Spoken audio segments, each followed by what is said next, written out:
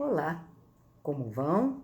Eu espero que esse vídeo, ao assisti-lo, vocês estejam em plena saúde física e emocional para a gente refletir hoje, né, sobre o Outubro Rosa, né? O papo de hoje é para a gente falar sobre o Outubro Rosa, que é um mês destinado à elucidação do câncer de mama, que é um câncer genuinamente feminino, né? Um câncer que só as mulheres padecem, que é a nossa parte onde nutre as crianças, que é a parte que dá a criatividade, que dá a saúde, né? Então hoje eu queria falar um pouquinho sobre isso. Mulher, é super importante você fazer o exame de toque. Embora não seja muito divulgado, né, é muito interessante porque as nossas redes, a imprensa, ela fala muito sobre a nudez feminina, mas ela não fala, né, não ensina, não dá aquela propaganda maciça sobre o autotoque e o quanto isso é importante. Porém, nesse vídeo aqui, a minha preocupação não é falar sobre isso, eu quero me focar mais na parte emocional. Eu vou fazer esse vídeo em duas partes. A primeira parte vai falar um pouquinho sobre quem recebeu o diagnóstico, né? A mulher que é portadora do câncer de mama. E depois a gente vai falar para as pessoas que estão do lado, que são os esposos, as esposas, a família, né? Os pais. Então eu queria focar um pouquinho mais no aspecto emocional de quem recebe a notícia de que é portador dessa doença, do câncer de mama, ou de quem recebe a notícia de que alguém muito caro, do ponto de vista afetivo, está com essa doença. Então, eu acho que vamos falar um pouquinho do começo para quem recebe a notícia, para a portadora da doença. É óbvio que a gente tem vários mecanismos de defesa, ninguém quer ficar doente, ninguém quer saber que tem um câncer de mama, né? Mesmo porque quando se fala a palavra câncer, parece que fica um atestado de morte, né? Só falta assinar embaixo. Eu sou do tempo, embora seja bastante jovem, mas eu sou do tempo onde você falava que a pessoa tinha aquela doença. Mas que doença que era? Aquela. Até cochichava, parecia que o câncer ia aumentar ou ia, né, ser igual ao coronavírus se alguém falasse. Então hoje já se fez muita campanha, já se conscientiza mais, porém ainda o impacto de quem recebe o diagnóstico ainda é dolorido, ainda tem muito medo de morte. Então eu acho importante pensarmos sobre esse ponto de vista. Ninguém quer saber que está doente, ninguém quer estar doente. Então aí, quando a gente recebe a notícia, a gente vai entrar naqueles processos de luto, sabe? Na negação, na revolta, na barganha, na depressão, para depois a gente aceitar. Só que esse processo tem que ser infinitamente mais curto, porque você não pode se dar o luxo de ficar passando por esse processo. À medida que você descobriu que você está com a doença, você vai passando por todas essas fases durante o tratamento, durante as químios, durante as rádios, durante as consultas, às vezes alguns casos, ou a maioria dos casos, vão para a cirurgia. Então você passa por todas essas fases. Primeiro você nega, né? Você sente aquela coisinha estranha, mas você deixa de lado, você não procura ginecologista, você atrasa, né, o teu exame periódico, né? Então essa é a negação. Quando você descobre, você fala, puxa, por que eu? Né? O que eu fiz de errado para Deus? Por que eu estou sendo castigada? A gente tem a ideia do castigo, né? De que o poder superior está nos castigando. E aí você começa a fazer aquele jogo, né? Mas e se eu fizer tal coisa? E se eu prometer? E se eu for passar fome? Enfim, até que você cai na realidade, que você descobre que você tem uma doença e que você precisa ter atitude, até porque os médicos, quando diagnosticam, eles não dão tempo para você ficar elucubrando muito, não. Eles querem acelerar, porque é uma doença que ela tem um prognóstico muito favorável. Então, o médico vai acelerar para você fazer esse tratamento. E depois que você cai, que você deprime, você aceita. E aí, essa é a parte mais importante. Quando você aceita que você tem a doença.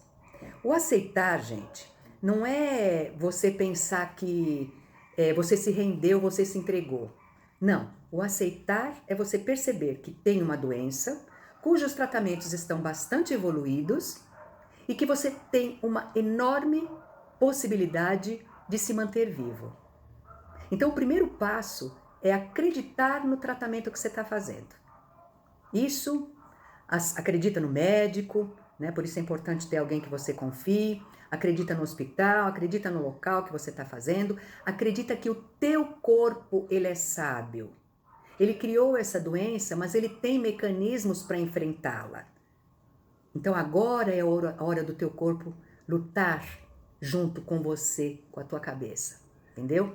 Então veja, aceitou, faz o tratamento que tem que fazer, acredita que esse tratamento já está dando certo, porque no momento que você está fazendo o tratamento, que você está indo para químico, que você está indo para rádio, que você está tendo as consultas para o médico, ele já está dando certo. Você já está atuando, você já está atacando a doença, né? Sempre pensando o seguinte, que você não é a doente. Você é portadora de uma doença. Quando eu porto alguma coisa, esta coisa que eu porto é menor que eu. Correto? Bom, a outra coisa é você pensar... Aliás, eu sempre penso, né, que as doenças, por mais graves que sejam, elas sempre têm um significado filosófico. Eu sempre falo isso para meus pacientes. Por que essa doença apareceu agora e não no ano passado ou no ano que vem? Por que apareceu este tipo de doença? Né? Então, normalmente o adoecer é um processo de cura do corpo. Por incrível que pareça, é através da doença que a gente busca a cura, né? A recuperação, o renascimento. Então, é importante a gente ter em mente isso. O que esta doença veio, o meu corpo criou esta doença para me dizer o quê? Hoje nós estamos tão surdos com relação às nossas necessidades, aos nossos desejos, aos nossos sentimentos, que a gente vai atropelando, a gente vai passando por cima das coisas e a gente não vai vendo. E às vezes o corpo tem que dar aquele estalinho para você para dizer assim, olha, para e pensa, né? Então, isso é super importante, é a gente pensar no significado filosófico dessa doença que eu estou sentindo e por que ela veio agora, né? A outra coisa interessante é que, assim, a nossa recuperação também, ela está muito atrelada com o estado de humor. É óbvio que se eu passar a ficar deprimida, se eu me entregar, se eu não acreditar em nada, se eu só olhar o lado negro da vida, o lado triste, escuro da vida, eu tenho uma grande chance de não me recuperar. Então, o humor é um aliado muito importante. Se você estiver trabalhando, continue trabalhando. Se você estiver estudando, continue estudando. Se você está fazendo um projeto de vida, que você está fazendo algumas modificações, continue fazendo, porque a sua vida vai continuar. E ela continua durante o tratamento. Algumas pessoas têm intercorrências após a quimio, após a rádio, outras não, outras nem tanto. Mas à medida que você melhorou, arregaça as mangas e vamos embora, porque a vida continua. O teu humor, a tua energia, a tua garra de vida, elas vão te ajudar muito nesse processo. Então, é super importante a gente estar de bem com a vida, é a gente gostar de viver. A outra coisa é a gente arrumar, estar perto de pessoas, arrumar uma rede social que te ajude a enfrentar esse problema. Pessoas que te escutem, que permitem que você chore, que falem, que aceitem que você está doente naquele momento. Isso é muito importante, ter o laço afetivo, né? Aquele lugar onde você pode estar junto, onde você pode ter um colo, pode ter um carinho, também ajuda muito, é muito importante. A outra coisa também muito legal é desmistificar o câncer. Não esconda ele para você não, porque quanto mais tabu, mais difícil fica. Então, imagina que o câncer é igual uma unha encravada. Que na unha encravada você vai fazer o tratamento e no câncer você vai estar fazendo. Traz para o teu cérebro que é uma doença que está sendo tratada e que vai ser curada.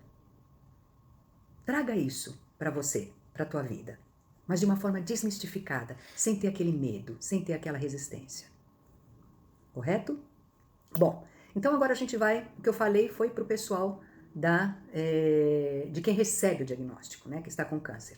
Agora, esse papo vai para quem está do lado de quem recebeu esse diagnóstico.